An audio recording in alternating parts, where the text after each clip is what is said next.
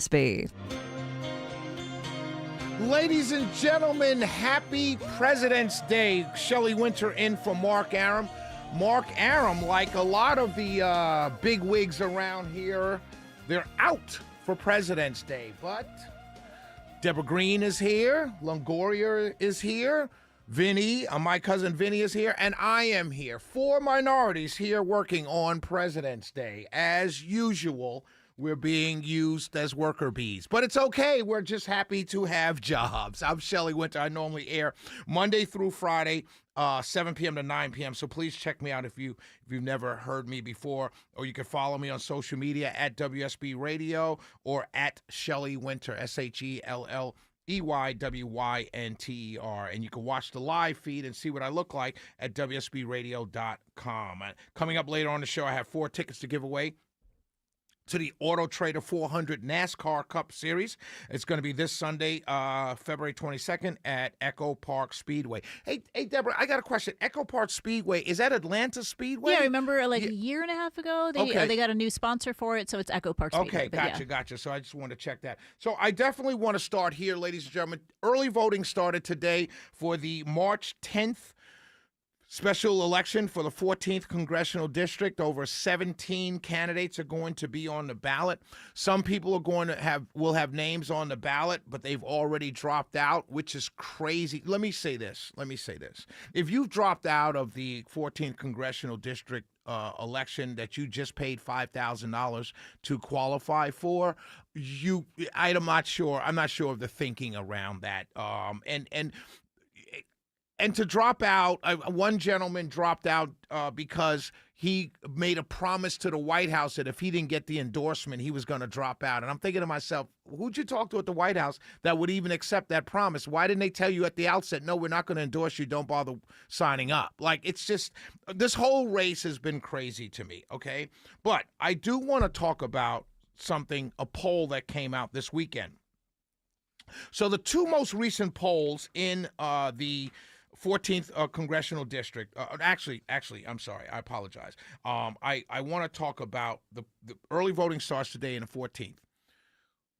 Donald Trump endorsed Clay Fuller. Clay Fuller is a DA out of Lookout Mountain in that area. The guy had 2 years left on his term, but he's dropping out, moving forward, climbing his ambitious ladder to become a congressperson, thus leaving the voters who just elected him 2 years ago in the lurch because now they have to elect a new DA. He got the Trump endorsement, not because Donald Trump necessarily knows him personally. He got the endorsement because his campaign consultant is the same as Mike Collins' campaign consultant, and they all know Donald Trump, and they pushed for Clay Fuller to get the endorsement. So those of you voting for Clay Fuller because he has the Trump endorsement, understand that this is pure politics. Who do you know? It's not anything else more than that. Also, Colton Moore, who is probably the closest person there to Donald Trump because he is a state senator, and he actually casts votes, unlike many of the others who are claiming to be Trump supporters. He actually casts votes that can be verified as America First type policies.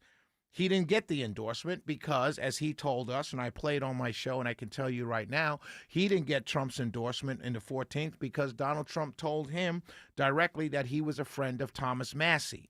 And he didn't like that, and he didn't want to take that chance. So he went ahead and endorsed a guy he barely knew, and that guy's running on the Trump endorsement. So those of you who are following the Trump endorsement and saying to yourselves, which, let me say it at the outset before I say anything else, it's crazy to me.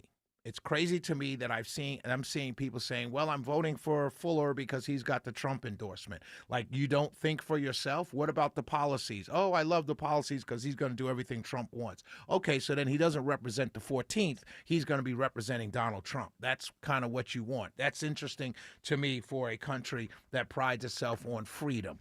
But I digress. But this race, early voting starts today. I want you all to go out and vote. I like Tom Gray. He's a pastor. He's real. He's a good man. And he spent 30 years building a church, which is a business, and he's a true outsider. I like outsiders. I don't know, this all of a sudden, people love Donald Trump for being an outsider and a successful businessman, are now all of a sudden saying, I'm going to do what Donald Trump tells me to do. So you don't like outsiders. You don't like businessmen. You just like what he tells you to do. It's a fascinating race to pay attention to. It really is. How people are just spinning their brains and doing mental gymnastics to make things fit in a world that they never loved or never liked before Donald Trump came along. But early voting starts today. I suggest you vote for Tom Gray. But you can vote for whomever you want. But just make it about policy, not about who Donald Trump endorsed. Please do that for me. Now, I do want to shift over to the governor's race. This is very interesting. A poll came out, an interactive poll. It's put out by a company, CO Efficient. What is it called here? Let me get it right here. It's called CO/Efficient. This is a interactive poll that they did, right? Now, I want to tell you, this poll was conducted February 8th and 9th, between February 8th and 9th. And there's another poll that was conducted between February 5th and 8th, right? So let me talk about the first poll. The first poll just dropped. This poll is on a New York Times page. You could find it there. And it says, this pollster does not meet our criteria for select pollsters. But yet they had the poll up, right? Which is fine. 1,123 likely voters. The poll that just dropped had Rick Jackson of Jackson Healthcare in the lead with 24% of the vote. Burt Jones at 16% of the vote, and Brad Raffensperger at 9% of the vote, and Chris Carr at 3%. Interestingly enough, this poll had 42% undecided, okay? Now, people who like Carr or Raffensperger or one of the other candidates, or even Burt Jones, are yelling and screaming about it's not a legitimate poll. That's fair. That's fair, right, if you want to do that. Here's where it becomes interesting. Signal Political, which is a pollster that meets the criteria for select pollsters, according to the New York Times, the pollsters that they pay attention to, Signal had a poll that was conducted February 5th to the 6th. 600 likely voters. So this is a quote-unquote legitimate poll, if you want to call it such. This poll had 22%, Burt Jones leading with 22%. It had Rick Jackson in second place with 16%. It had Chris Carr, its third place with 7%, and 45% did not know, meaning undecided. Here's what's so fascinating. Even if you toss out the first poll, the second poll still has Chris Carr at the bottom. It has Jones at 22%, Rick Jackson at 16%, Raffensperger at 10%, Chris Carr at 7%, and 45% undecided. So if you toss out the first poll, which has similar numbers, except they have Rick Jackson and Jones reversed, but it's all the same. Nearly over 40% of voters in a Republican base primary vote are undecided. Now, many people, including Phil Kent and others, are saying it's too early to poll. Let me explain something to everybody.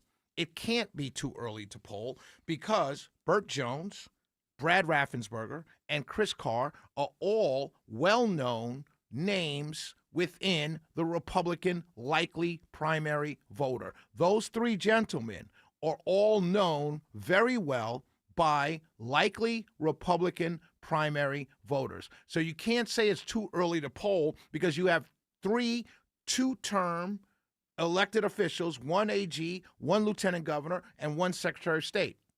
Burt Jones has been in the news. He's done a lot for the state. Raffensperger, has been in the news since 2020.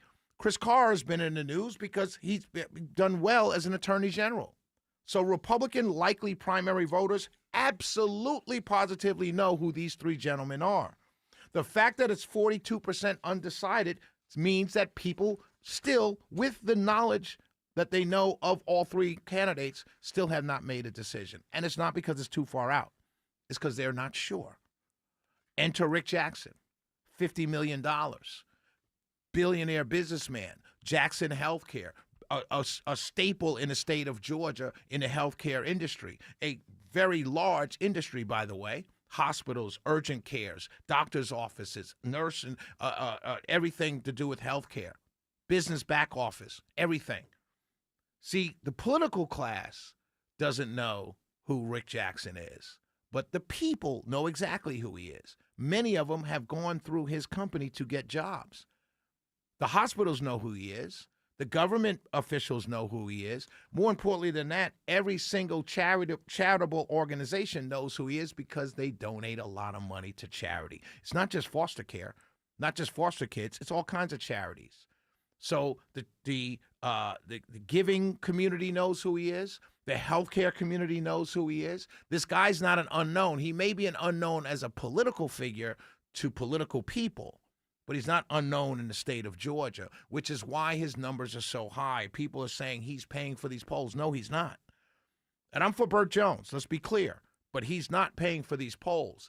You may not know him as a political figure, but trust me, the business community, the philanthropic community, the healthcare community, that's a whole lot of people. They know exactly who this guy is, and that's why he's polling so high. And I will say to those people, don't be surprised. I like Chris Carr. He's a good man. I don't support him for governor, but I like him. I think he's a good man. I like Brad Raffensperger. I don't think Brad Raffensperger is a terrible human being that should go to jail. No, I think he did his job as Secretary of State. You may disagree with him. I like him as a good guy. Just don't support him for governor. I like Burt Jones. But those of you who are looking at this polling, you need to have a really come to Jesus meeting with yourselves and with your campaigns that you support. Because in both of these polls, whether you believe them or not, but they're a moment in time, Chris Carr is the one being most negatively impacted by Rick Jackson jumping into this race.